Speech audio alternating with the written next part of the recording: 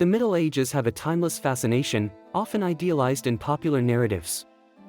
It was a period of profound transformations, but also and above all of incessant conflicts. The battles were not isolated events, but crucial junctures that significantly shaped the course of European history. In the meantime, subscribe to the channel if you are passionate about these historical videos and leave a like on the video. Now let's start.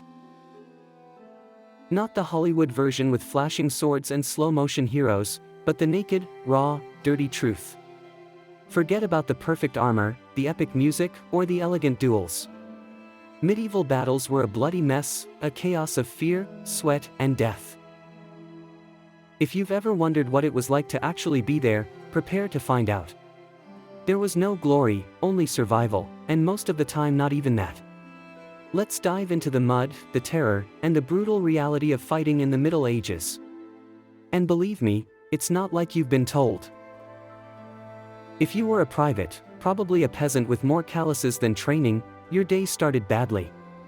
You were in a muddy field with a helmet that squeezed your forehead and a padded gambeson that made you sweat as if you were baking bread. The signal to attack, a horn blast, was barely audible. The trumpeter, the smartest guy in the army, was safely in the rear, far from disaster. Contemporary chroniclers, such as Froissart, said that trumpeters had the highest life expectancy in the field, surpassed only by nobles who planned these wars from their castles.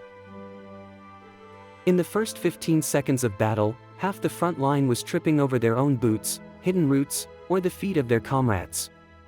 Medieval fields like those at Toten in 1461 were treacherous swamps filled with puddles and slippery grass, ready to knock you flat on your face. Nothing screams, fearsome warrior, like falling flat on your face and groaning, "My fucking ankle." You don't charge like a legendary hero. You shuffle along, pushed by a mass of nervous soldiers whose knees are shaking from hours of training.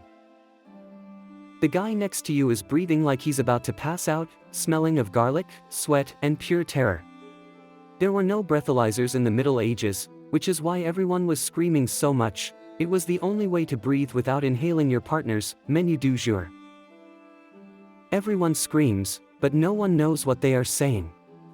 Modern combat studies suggest that 70% of soldiers made involuntary sounds, screams, sobs, that they didn't even remember afterwards.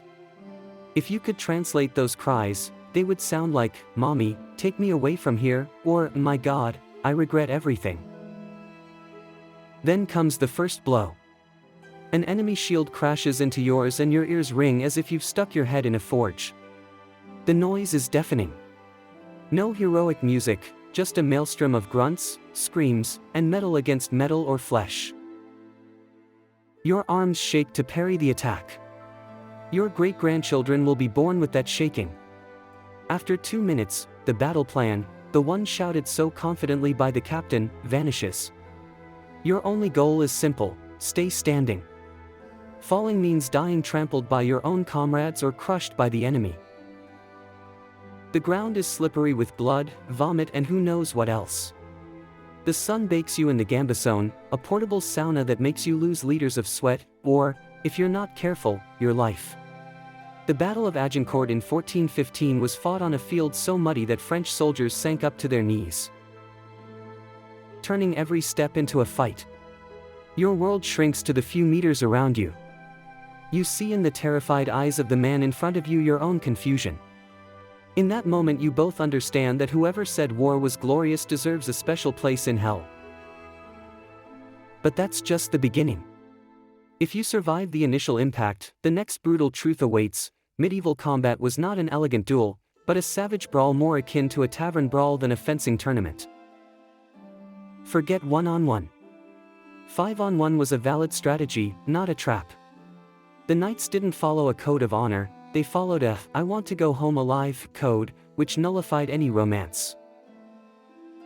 The space was so tight that using the sword with style was impossible. You were shoulder to shoulder with only 6 inches to move.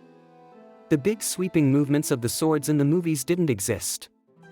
Instead, you struck blindly, like trying to stab someone in a crowded marketplace. But swords rarely killed. Analysis of medieval graves, such as those at Toten, shows that most fatal wounds were descending blows to the skull or neck, just what happened when someone fell and was butchered. The strategy was not to defeat the opponent with honor, but to knock him down and hit him until he stopped moving, then hit him again, just in case. The pommel of the sword, that metal ball on the handle, was more useful than the blade. Experts call it the killer blow, a movement in which you grip the blade and use the pommel like a hammer to smash helmets or faces. It's the most honest name for any fighting technique, direct and brutal.